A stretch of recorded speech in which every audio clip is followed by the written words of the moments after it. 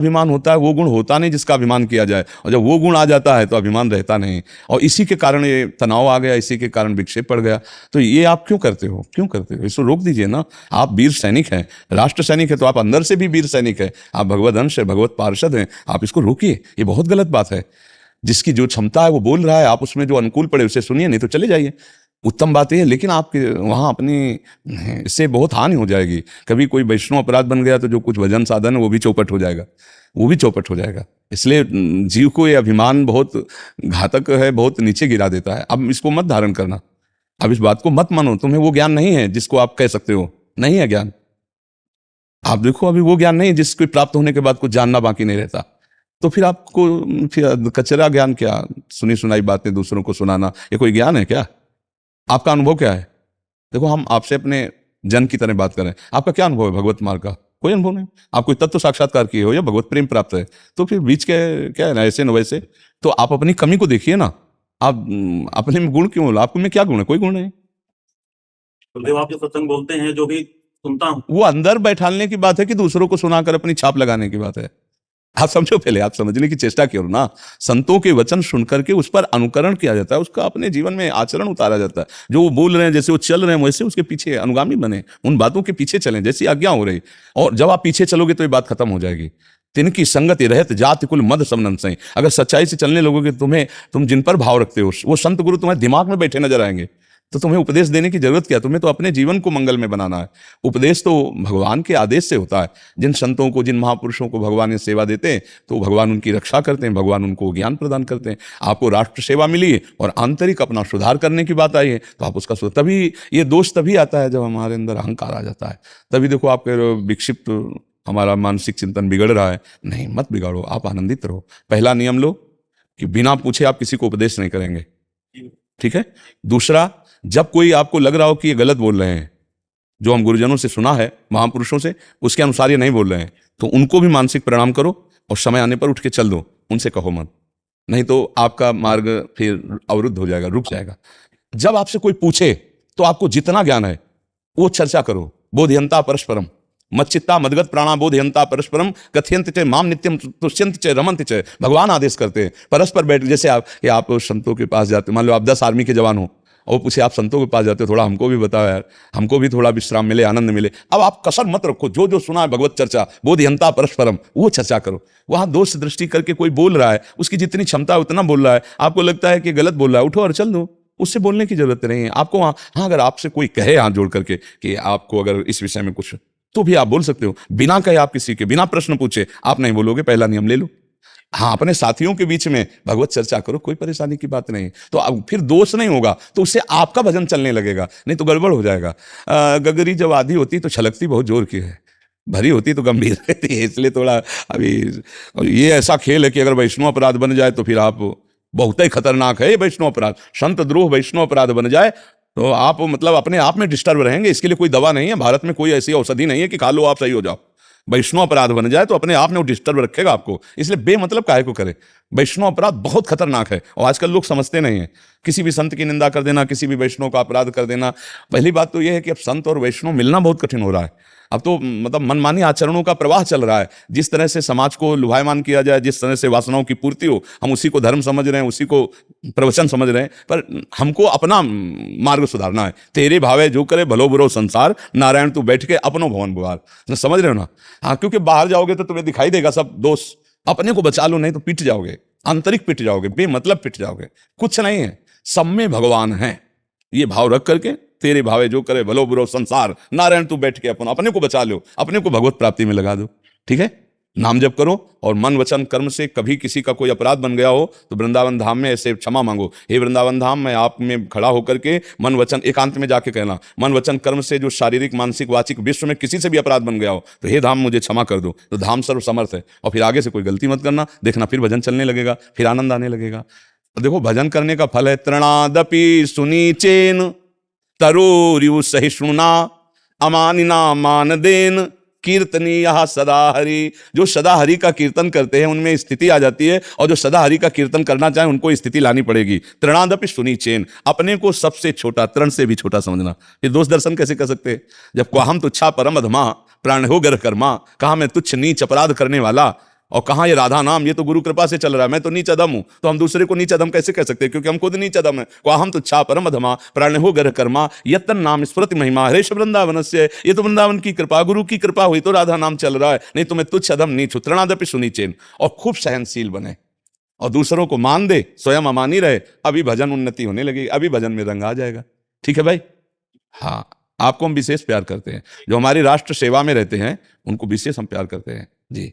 एक छोटा सा निवेदन था गुरुदेव, नाम जब आपसे मिला है तो मैं करता हूँ, नाम जब इतना भी बन पड़ता है तो अपने गुरुदेव की निकटता का आभास हमेशा कहते हो, उसके लिए कितना नाम जप करना पड़ेगा? वैसे गुरुदेव ही नाम है, नाम ही गुरुदेव। अगर मानो तो आप नाम जो जप रहे हो गुरु ही है। नाम सुकृत धन अपनी जीवन अति हित मान देत वरदान वृंदावन हित बलि पद पावन भक्ति प्रकाशत जीव जग भगवान। ये जो हमारे हृदय में नाम चल रहा है, ये हमारा जीवन है, हमारा प्राण है, हमारा स्वरूप है, हमारी आत्मा है। जब हमने कहा राधा जपो, आप राधा राधा जप रहे, मानो गुरु ने अपना जीवन दे दिया, प्राण दे दिया, सर्वस्व दे दिया। मान लो ये राधा नाम ही गुरु का स्वरूप है, राधा नाम ही गुरु है, राधा नाम ही सब कुछ है, उसी को गुरु मानो। वही आपका प्रेमानंद का स्वरूप जानते हो क्या है? ये नहीं है, ये रूप है। ये आज है, कल नष्ट हो जाएगा, लेकिन प्रेमानंद कभी नष्ट होने वाला नहीं। प्रेमानंद कभी नष्ट होने वाला नहीं। तो देवानामथ भक्त भक्त मुक्त श्रोधा मत्यंत दूरम चेत प्रेमानंद रसम महासुख करम चोच्चारितम प्रेमता। प्रेमानंद की उत्पत्ति कैसे होती? चोच्चारितम प्रेमता, राधा राधा राधा राधा। अभी प्रेमानंद आपके अंदर आ जाएगा। प्रेमानंद क्या है? अश्रु प्रवाह करती पुलकित होकर राधा राधा, इसी का नाम प्रेमानंद है। ये शरीर प्रेमानंद नहीं, ये तो नष्ट हो जाएगा, आज नहीं तो कल मरेगा। ये मरण धर्मा है, लेकिन प्रेमानंद अविनाशी है। हाँ, प्रेमानंद जो नाम उच्चारण है, और वो जब अश्रु के साथ होने लगे राधा राधा राधा, तो आपको लगना चाहिए कि मैं अपने गुरु के सानिध्य में हूं। गुरु कौन है? राधा। राधैवेष्टम सांप्रदायिक कर्ता आचार्यो राधा मंत्रदा सद्गुरुश्च मंत्रो राधा यस्य सर्वात्मनैवम वंदे राधा पाद पद्म प्रधानम। जिनका सब कुछ राधा, गुरु भी राधा है, नाम भी राधा, मंत्रदाता राधा, मंत्र भी राधा, आचार्य राधा। तो राधा राधा राधा तो आप हर समय पास ही तो हो। ठीक है, आप थोड़ा भाव से समझिए तो आपको हर समय सानिध्य का अनुभव होगा। नेहा जी दिल्ली से। महाराज जी आपके चरणों में कोटि कोटि प्रणाम। गुरुदेव भगवान, श्री जी में अनन्यता और सब में भगवत भाव, इन दोनों भावों को एक साथ कैसे समझें और पालन करें? अंतर्यामी भाव से इष्ट की सर्वत्र स्थिति उपासक देखता है। अगर ये नहीं देखेगा तो राग द्वेष हो जाएगा। राग द्वेष कभी भक्त हो नहीं सकता, राग द्वेषी भक्त नहीं हो सकता। तो हमारी दो प्रकार की उपासना है। एक है सब में समत्व लाना, तो ये क्रूरा अपि पापिनो न च सताम संभाष्य दृश्यास्ते सर्वानुवस्ततया निरीक्ष परम स्वाराध्य बुद्धिर्मम। सब में अंतर्यामी रूप से हमारे इष्ट विराजमान, चाहे क्रूर हो, चाहे पापी हो, चाहे नीच हो, चाहे राक्षस हो, सब में भगवान विराजमान। ये हमारी हुई समता। अब हमारी ममता कहाँ है? ललित त्रिभंगी गलबहियां दिए हुए जो किशोरी जू के साथ हैं, निकष कुंज ठाड़े भये भुजा परस्पर अंश। हमारी यहां ममता है। समता सब संसार में, सर्वानुवस्तुतया निरीक्ष परम स्वाराध्य बुद्धिर्मम, एक दृष्टि में कि सब में राधा वल्लभ लाल विराजमान है, लेकिन ममता किसी से नहीं। ममता कहाँ है? ममता है ललित त्रिभंगी, अधरों में मुरली विराजमान किए हुए, पार्श्व में प्रियाजू विराजमान है, सखी मंडली घेरे हुए। ये हमारी आराध्य से, इसमें हमारी अनन्यता है। सर्वत्र हमारी मान्यता है मेरे प्रभु ही विराजमान है। चिद चिद लक्षणम सर्वम राधा कृष्णमयम जगत। लेकिन हमारी प्रियता नहीं होगी इस बात से। प्रियता होगी श्री राधिका रत्न निकुंज मंडली, जहां प्रियाजू सहचरियों के साथ है, वहां अनन्यता और प्रियता होगी। मान्यता मेरे प्रभु के सिवा और कोई नहीं, मान्यता ये है, लेकिन प्रियता नहीं होगी कि जब इनमें भी प्रभु हैं तो आप फिर इन नहीं।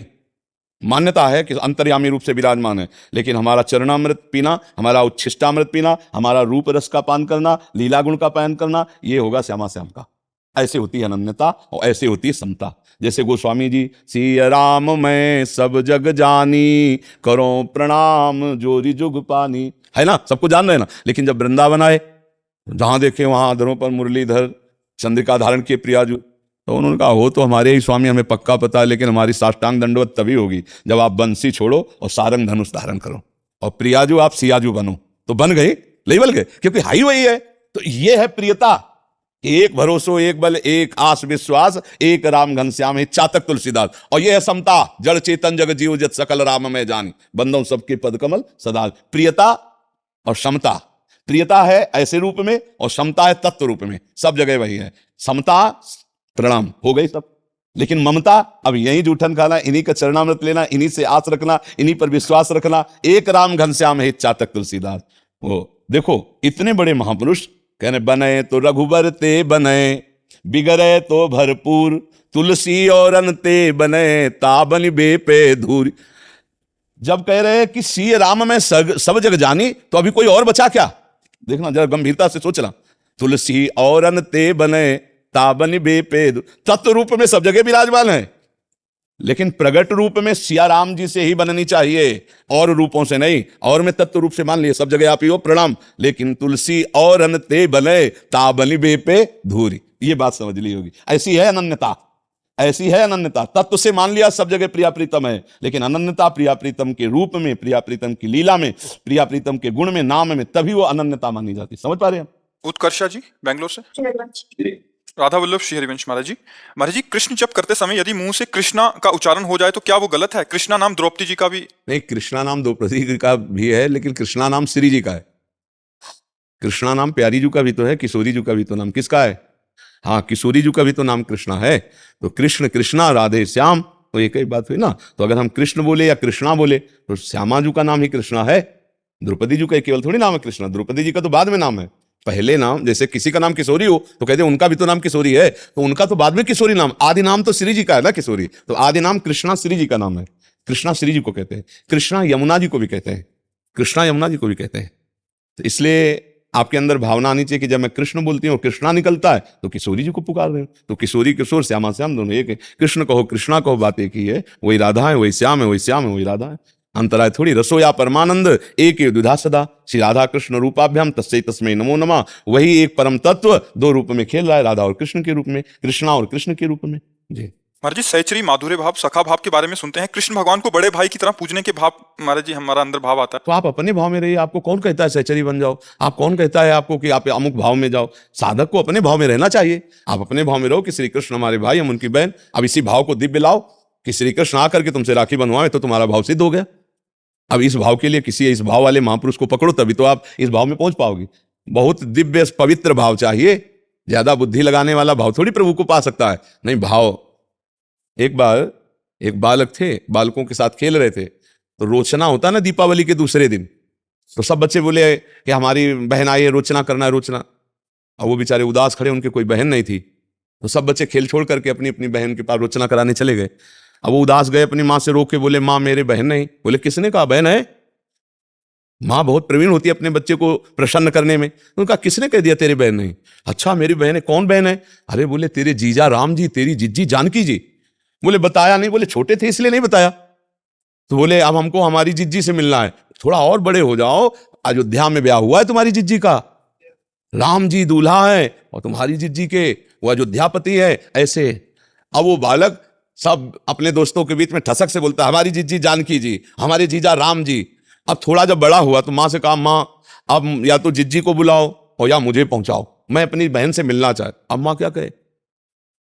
माँ ने कहा कि बेटा वो कभी आती तो है नहीं, तो है तुम्हारी जिज्जी, बस ऐसा मानकर आनंदित रहो। बोले ना माँ, हम अपनी जिज्जी से मिलेंगे जाके, हमें कुछ बनाओ, हम अपनी जिज्जी को ले जाएंगे। तो गरीब घर की, तो आटे के लड्डू बनाए, और वो इसलिए कि इसको खवा पिला के फुसला देंगे। और वो जब लड्डू बने देखे तो लड्डू उठाए, चुपके से भाग पड़े। अपनी जिज्जी के लिए भेंट, आटे के लड्डू। और वो अभी 8-10 वर्ष के बालक थे। पूछते पूछते लोगों से अयोध्या पैदल पहुंचे, थक गए, लेकिन लड्डू नहीं खाया, जिज्जी के लिए लड्डू हैं। अयोध्या में कहा हमारी जिज्जी का घर कहाँ है? तो लोगों ने पूछा परिचय तो बताओ अपनी जिज्जी का, जीजा का नाम है? बोले हाँ याद है, राम जी हैं हमारे जीजा और जानकी जी है जिज्जी। तो अयोध्या के लोगों ने कहा हाँ हाँ राम जी और जानकी जी ना, ये कनक भवन है, उन्हीं का महल, जाओ। मंदिर में गए तो सिया राम जी की छवि, तो मूर्ति श्री विग्रह विराजमान। उनका ये जीजा जिज्जी नहीं, हमारे जीजा जिज्जी है। तो उनका नाम क्या है? बोले जानकी जी और राम जी। अरे बोले यही तो है। अब सब लोग उनको, बच्चे को समझे कि कैसा बच्चा है, मान नहीं रहा है। वो एकांत में सरयू किनारे जाके रोने लगे, जिज्जी हम आपसे मिलना चाहते हैं। जो जनक सुता जग जननी जानकी, अतिशय प्रिय करुणाली दाल की, उनको चैन नहीं पड़ा। प्रभु से कहा कि चलो मेरा भाई है, मुझे पुकार रहा है, मुझे जाना पड़ेगा, क्योंकि वो अबोध भाई है। भगवान चक्रवर्ती सम्राट का जैसे हाथी होता है, ऐसे हाथी सजा के, वैसे महाराज की जय हो, राम जी की जय हो। बालक ने तो कि ये तो हमारे जीजा का नाम है। ऐसे मुड़ के देखा तो हाथी पे सियाराम जी सवार, आसपास सब सहेली का सीढ़ी लगाई गई, हाथी से नीचे उतर के आए। वो आश्चर्यचकित, उन्होंने कहा भैया, अरे बोले दीदी आप हमें जानती हो? बोले हाँ मैं जानती हूँ, मैं तुम्हारी बहन हूँ, मेरा नाम जानकी। अच्छा, दौड़ के लिपट गए। समझो भाव का खेल, कोई तपस्या हो कोई साधना, भाव का खेल जानकी जी ने हृदय से लगाया। भैया जब से ब्याह हुआ तब से तुमसे मिलने नहीं आई, तुम क्षमा कर ला, ये तुम्हारे जीजा राम जी के चरण पड़वाए। अब सोचो सच्चिदानंद भगवान से मिलन। अच्छा भैया लाए क्या हो? तो बोले दीदी जिस दिन से चले थे उस दिन से लड्डू साध।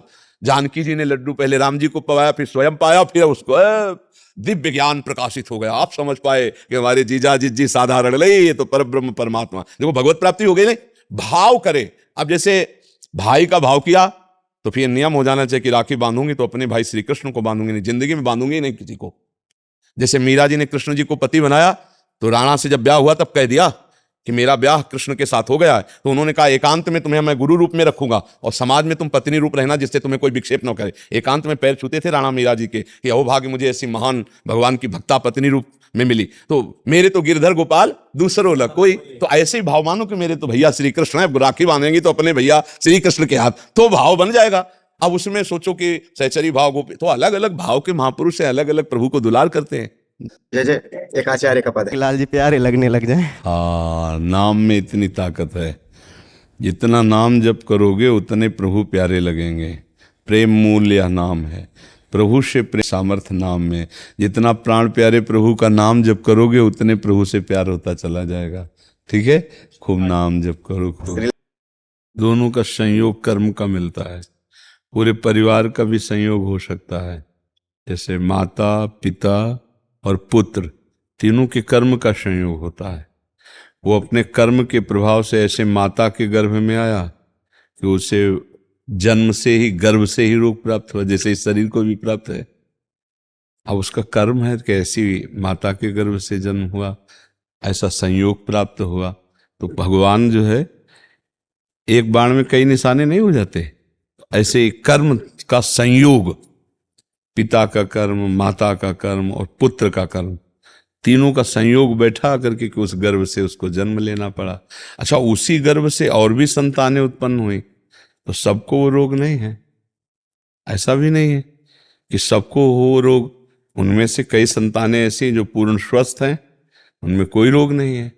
इस प्रकार का कोई रोग नहीं, किंचन मात्र भी नहीं। तो इसका मतलब कर्म संयोग, उस माँ का और उस पुत्र का कर्म संयोग बैठा। उस माँ में वही रोग है और दूसरे पुत्रों में नहीं है, उनका कर्म नहीं है भोग का। इसमें कर्म भोग उनका भी, माता और पुत्र दोनों का संयोग बैठता है तभी होता है। नहीं तो देखो, जैसे इस शरीर के और भाई हैं, उनको नहीं है और इस शरीर को है। वो माता के गर्भ से ही पॉलिसिस्ट किडनी रोग कहते हैं ना, वो गर्भ से ही है। तो वो 35 वर्ष की अवस्था हुई तब इस शरीर को ज्ञात हुआ कि इसकी दोनों किडनी खराब हो चुकी हैं, अब नष्ट होने वाली हैं। ऐसा कर्म संयोग होता है ना। और उसी गर्भ से और भी संतानें हैं, उनको कोई रोग नहीं है, कोई परेशानी नहीं। तो जिसका जहाँ कर्म संयोग बनता है, वैसे ही कर्म संयोग से माता पिता ऐसे मिलते हैं, वैसे सब संयोग बनता है। मान लो अगर ऐसे तपस्वी और भजनानंदी माता पिता ना होते तो हमारे अंदर भजन और तपस्या के संस्कार ही ना आते। तो शुभ संस्कार ये हुआ और अशुभ संस्कार ये हुआ कि ऐसी माँ के गर्भ से वो वंशानुगत रोग इस शरीर में भी आ गया।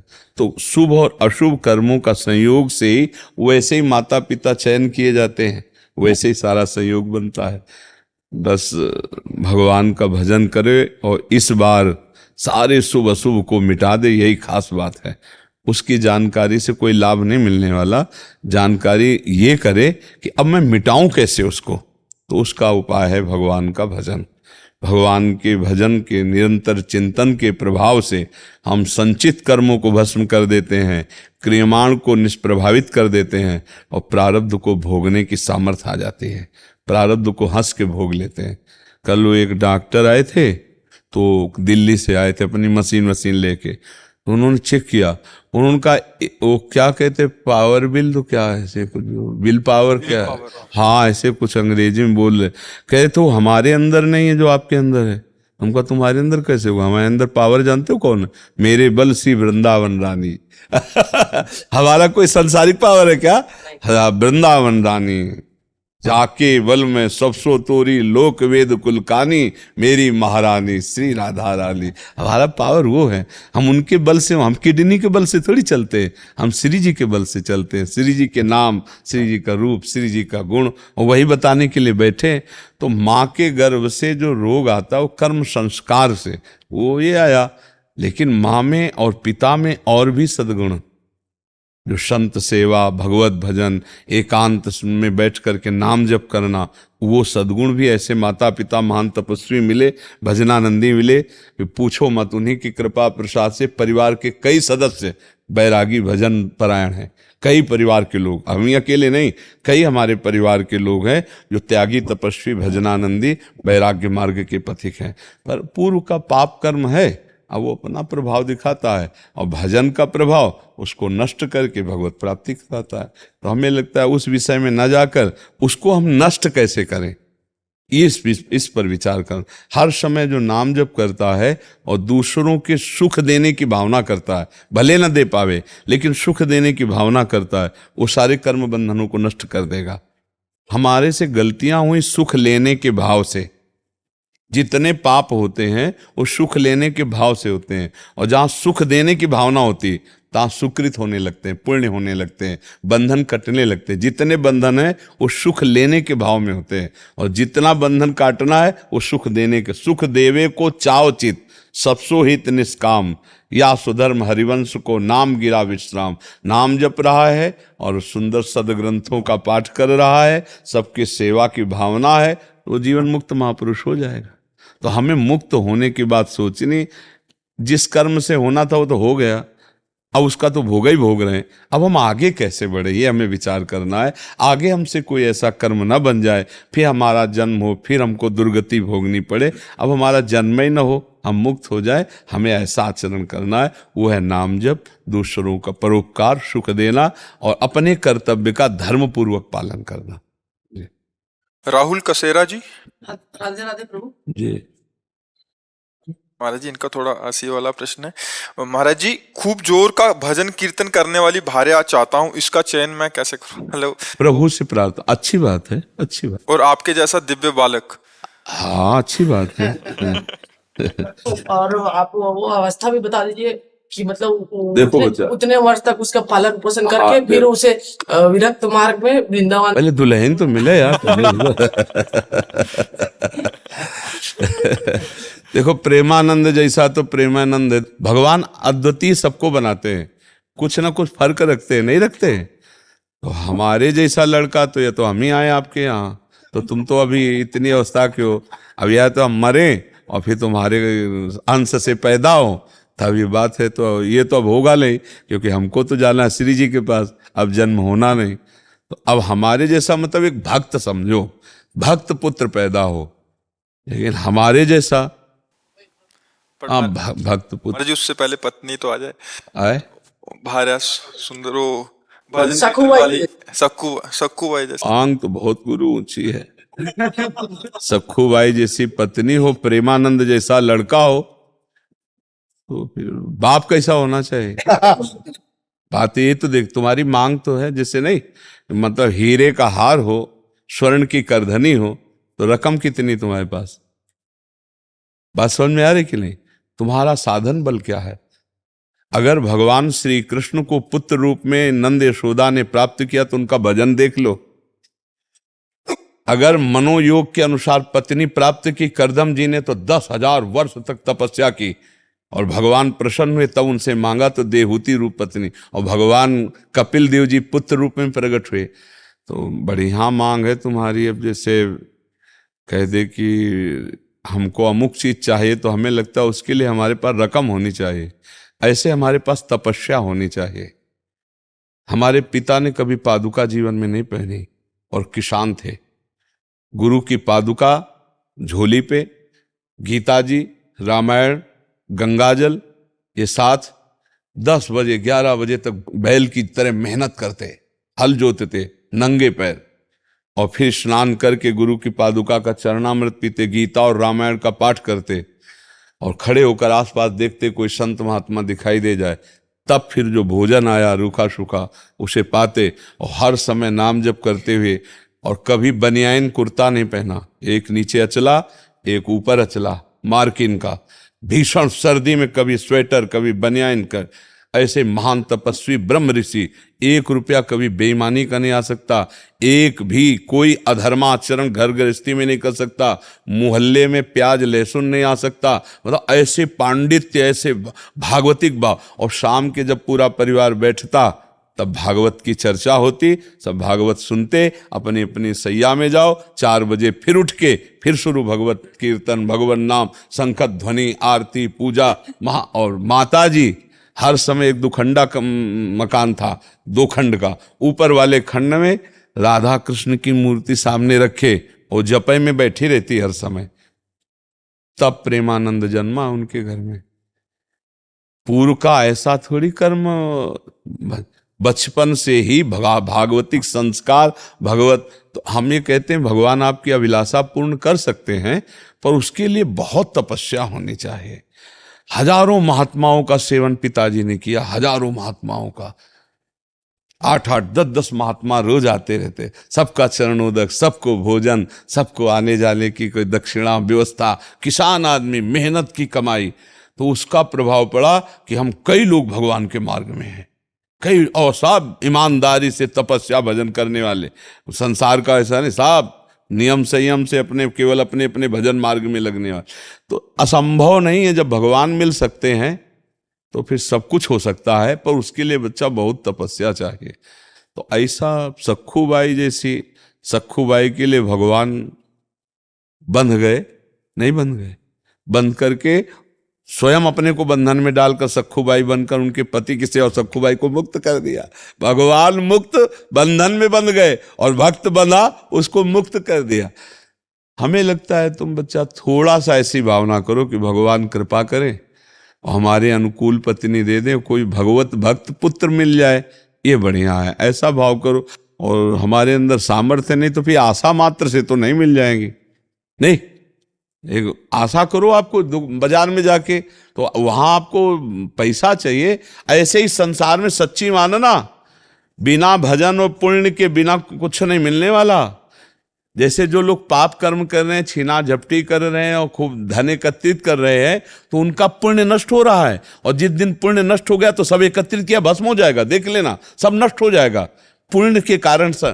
तो पुण्य का सारा खेल है। तो हमें लगता खूब नाम जप करो, नाम जप करते हो? हाँ, खूब नाम जप करो, और भगवान से, यार हमें लगता है दुल्हन मानने की जगह भगवान को ना मांग ले है यार, फिर मतलब घुमा के जाने से अच्छा है भगवान को मांग ले कि आप ही मिल जाओ।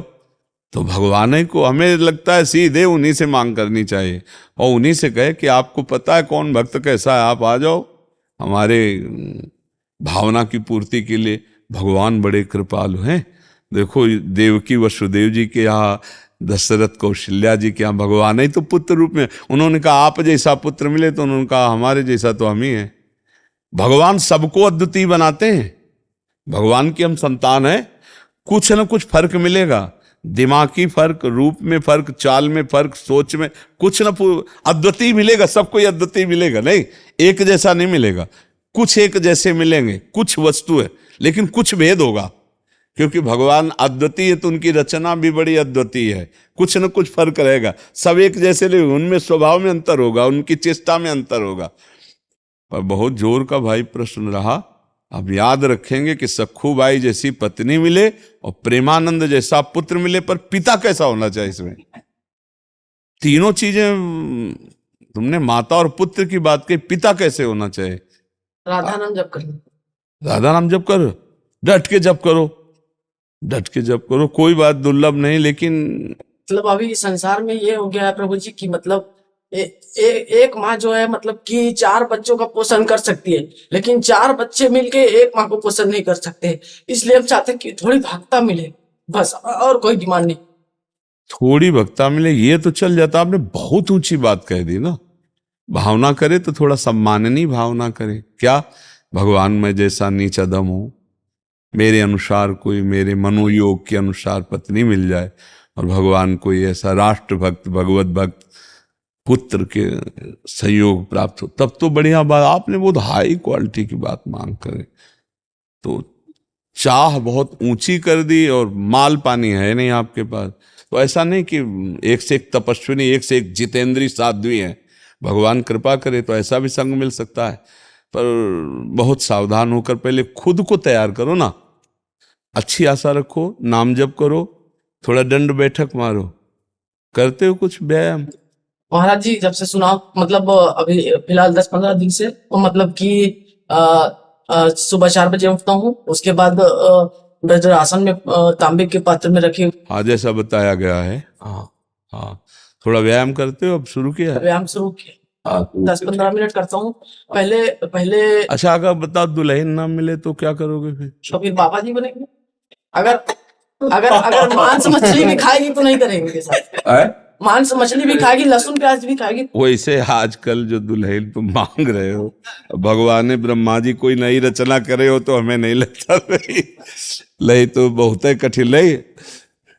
आजकल के भगवान कृपा करे, आजकल की बच्चियां बहुत और बच्चे भी बहुत ऐसे रजोगुणी, तुम्हारे जैसे सात्विक बच्चे तो बहुत कम मिलते हैं ना। तो भगवान से प्रार्थना करो, भजन करो, और अगर ब्याह ना हो तो बढ़िया बात सोचे हो, फिर भगवान के मार्ग में स्वयं चल दे, स्वयं प्रेमानंद बन जाए, प्रेमानंद में मगन हो जाए। इच्छा भी नहीं है ब्याह करने की, माता की थोड़ी चाह है, इसलिए इच्छा नहीं है इसकी, माता पिता चाह रहे हैं कि नहीं, माता चाह रहे हैं, पिता का ध्यान। पिता का शरीर पूरा होगा। कै भाई हो? तो बड़ा कौन है? बड़े बड़े हैं, उनका ब्याह हो गया है? हाँ तो ठीक है, तुम आप इंतजार करो, सखू बाई जैसी कोई देवी मिले, और ना मिले तो फिर भजन के मार्ग में निकल पड़ना। पर अच्छा लगा यार तुमसे बात करके, तुम सात्विक पुरुष हो, थोड़ा सा भी निर्णय करने में क्षमता कमजोर है, लेकिन आप ब्रह्मचर्य से आज से पक्का बिल्कुल ठीक से रहो ना।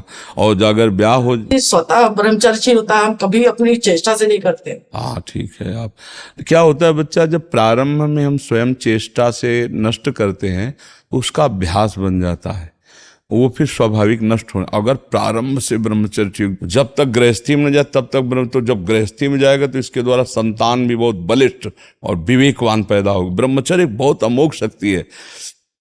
ये समझो कि अगर आप 2 वर्ष ब्रह्मचर्य रहो, नाम जप करो, और फिर संतान की भावना और संतान उत्पत्ति करने की क्रिया के पहले भगवान को प्रणाम, समस्त देवताओं को प्रणाम, और शास्त्रीय पद्धति, अमुक तिथि, अमुक समय, अमुक ऐसा, और फिर संयोग किया जाए, तो वो जो पुत्र हो, 2 वर्ष मात्र ब्रह्मचर्य। फिर यहाँ तो गर्भस्थ शिशु हो जाने पर भी ब्रह्मचर्य नहीं रहते, तो इसीलिए वो आचरण विहीन संतानें होती। इसका बड़ा प्रयोग का जो शास्त्रीय पद्धतियां हैं, इनका बड़ा बल है। जिस समय भगवान कश्यप जी ने ब्रह्मचर्य धारण करके और विनता और कद्रुप है, तो विनता से गरुण भगवान पैदा हुए, अरुण भगवान पैदा हुए, 2 पुत्र, जो अरुण जी सूर्य के सारथी और गरुण जी हरि के वाहन, और कद्रु से भगवान शेष जी पैदा हुए, वासुकी जी पैदा हुए। ये देखो ब्रह्मचर्य का चमत्कार। वो ऐसे नहीं, जब संतान प्रकट करते थे तो बहुत वर्ष ब्रह्मचर्य रह के तप करके तब फिर संतान प्रकट करते थे। अब जैसे गंदे आचरण, गंदा पेय पदार्थ पे, गंदी भावनाएं, तो वैसे संतानें होती। अगर वास्तविक अपने जीवन में अपनी संतान की उन्नति चाहे तो कुछ समय तक ब्रह्मचर्य रह करके तब ऐसा, और जब गर्भ में बालक आ जाए, ये पता चल जाए गर्भ, तो कभी संयोग ना करे, फिर भगवान नाम कीर्तन, खान पान साथ, तो उस बालक में, गर्भस्थ शिशु में भक्ति के परमाणु आ जाएंगे, और वो चाहे राष्ट्र भक्त बने, चाहे भगवत भक्त बने, वो नाम रोशन करेगा। अब आजकल वासनाओं से सब खेल हो रहे हैं, तो इसीलिए संतानों में वो ओज, तेज, वो संयम नहीं पाया जाता। ब्रह्मचर्य एक बहुत बड़ी तपस्या है, बहुत बड़ा जीवन है, जिसको लोग समझ नहीं रहे। छोटे छोटे बच्चे ब्रह्मचर्य की हानि कर रहे हैं। ब्रह्मचर्य को बहुत संभालना चाहिए, मोबाइल से के दोषों से बचना चाहिए। गंदे दोष करेंगे तो उससे हानि हो जाती है।